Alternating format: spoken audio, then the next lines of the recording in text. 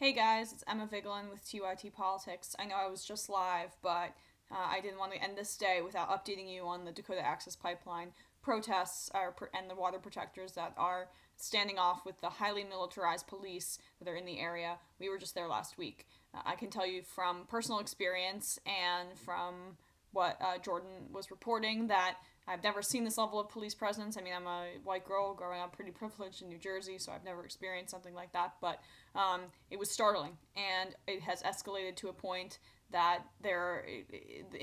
tensions are incredibly high there. We are getting mixed reporting out of the area, and I want to give you an update on what has been reported. First, by people who are not the mainstream media, and then I'm going to give you an example of how CNN has framed it and how it's such a joke that the media is called the liberal media by so many people in this country, and CNN is still considered to be a part of the liberal media. Blows my mind. So, according to Unicorn Riot, who, that's an environmentalist, I would say, media group, and they're very independent. They're progressive, but they are reporting what they are seeing on the ground. I'm not saying it's the complete truth because I'm not there to corroborate it, but this is really more from a independent kind of water protector perspective. But usually their narrative is not really said in the mainstream media, so I'm assuming that this is. I would err on the side of believing that this is the reality. So police have come onto the scene with heavily armored vehicles, with large weaponry, with batons. They are protecting the pipeline as it's getting laid, while militarized forces are using a sound cannon to drown out protesters, and they have massive lines of riot police protecting the pipeline. They're now pulling people away from their tents. I'm reading the Unicorn Riot Twitter update. They were pulling away people from tents who were camping out there while they were doing protecting the water. They were then police when they wouldn't leave. Were using mace and tasers on water protectors, according to Unicorn Riot. Some of the cars that had uh, been where the protesters were set on fire. It's not really clear how they were set on fire, who set fire to them, but there is billowing smoke coming from the protest. You guys can check that out on Twitter, #NoDAPL. Again, they're putting blockades up so that the water protectors can't get to the past towards the pipeline on the highway. The protectors are singing, they're dancing in the face of even some of this trauma. And another update, which was about 40 minutes ago at this point, officers had begun beating water protectors with batons and were assaulting Unicorn Riot reporters, according to the Unicorn Riot Twitter. The Twitter continues. Police arrested an elder in ceremonial garb who was praying, just for praying, and uh, and now they at 4:05 p.m., which is Central, not Eastern. Right now it's 5:24 around here, so that was about 20 minutes ago. Law enforcement were firing off a sound cannon, trying to get people to just be in such pain with their ears that they had to flee. Then they were um, then they were sending off rounds. They were firing rounds. No one really knew what kind they were. Sorry, hold on 1 second, guys.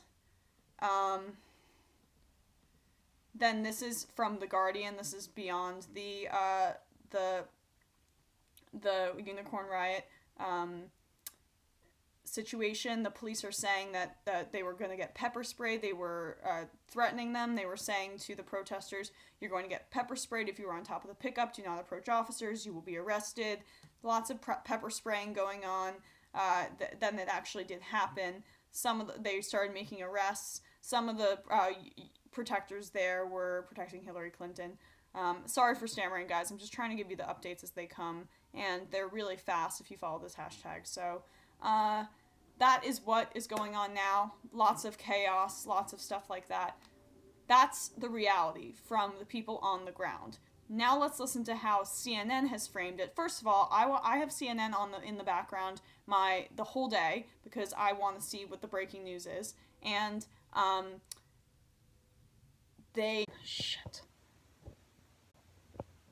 Sorry guys, I got a call.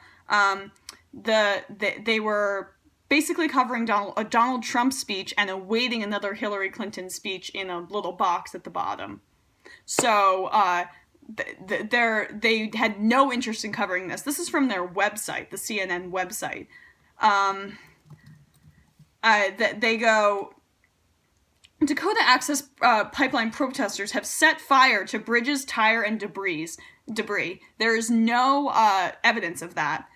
North Dakota Department of Emergency Services spokeswoman Cecily Fong said. So another right-wing person involved in the emergency services. Everyone in the government there is right-wing up in North Dakota. It's a very deep red state.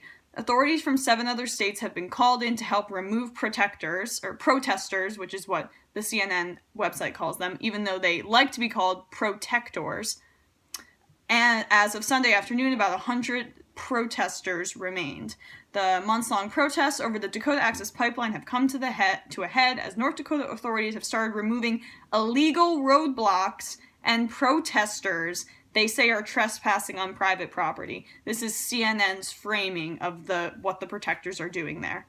Protesters escalated unlawful behavior this weekend by setting up illegal roadblocks, trespassing on private property, and establishing an encampment, actions that force law enforcement to respond at this time, which is from the Morton County Sheriff, Kyle Kirchmeier. So this is CNN quoting that cop. I can't stress enough this is a public safety issue, he says. We cannot have protesters blocking, he won't even call them protectors, blocking country roads, blocking state highways, or trespassing on private property. I can tell you, I've been there. No one's driving on that road. And they are going there to protect their land. So it's their road and their land that's being infringed upon and their water. So then it goes, what is the Dakota Access Pipeline? Then it basically says, describes it, who approved it. This is a CNN article overviewing. Of course, they won't do any on-air coverage of it. What's the argument for and against the pipeline, according to CNN? Let's see. Pro, the pipeline wouldn't just be an economic boom. It would also significantly decrease U.S. reliance on foreign oil, the developer and Energy Transfer Partners said. First of all, dependence on foreign oil, it's made up. It's basically made up. These are international, multinational corporate conglomerates that are selling you oil.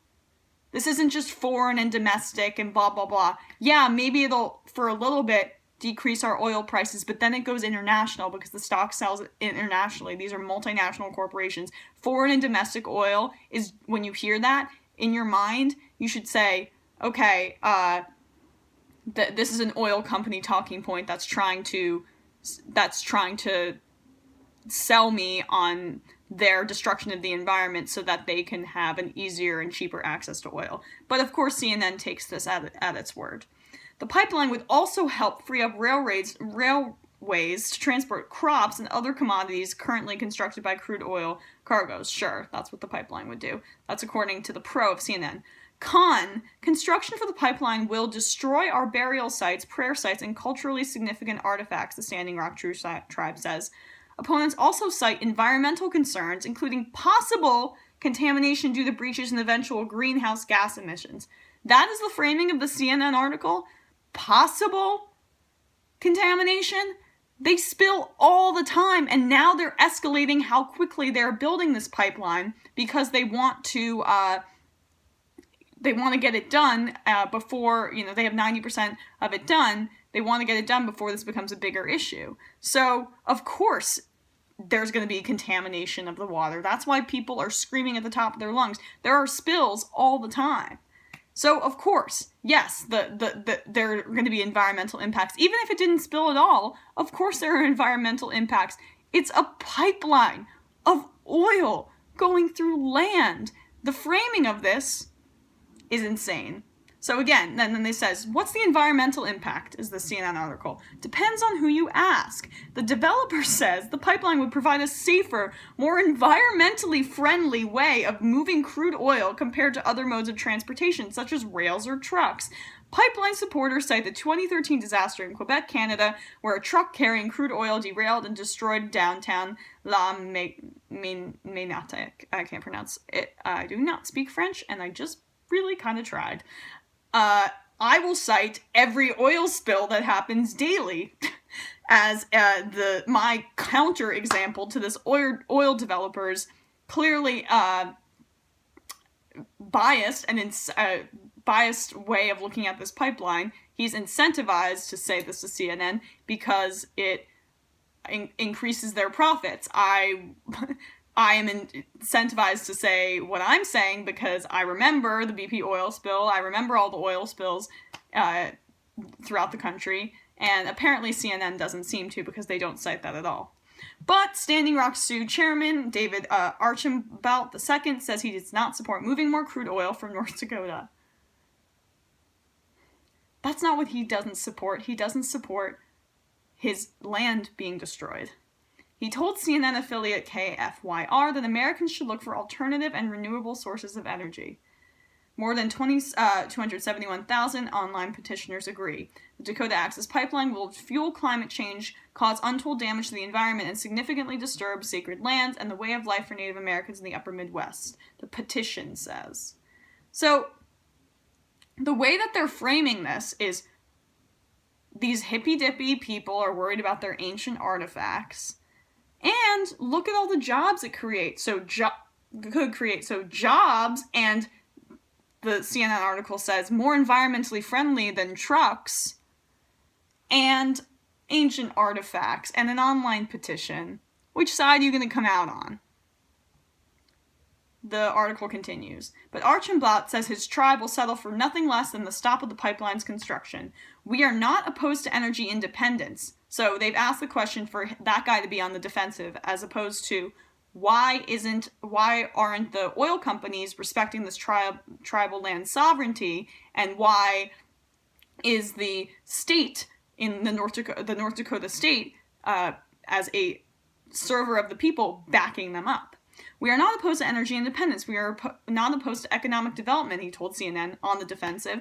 The problem we have is that this is a long history of problems that evolved over time, is where the federal government or corporations take advantage of indigenous lands and indigenous rights.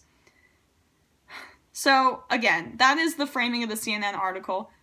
You're not going to get anything good from there, and they're not doing it, as last time I checked, on their actual channel. It's just Trump, Trump, Trump, Trump, Trump, Clinton and Michelle Obama, Trump, Trump, Trump, Trump, Trump, Trump, Trump. So that's how you have it. I wanted to give you guys a quick update, and so that's what it was. So sorry about the little bit of delay. I was getting a bunch of texts and calls at the beginning of the video. So again, subscribe to TYT Politics, and we'll keep you updated on this issue. Thanks, guys.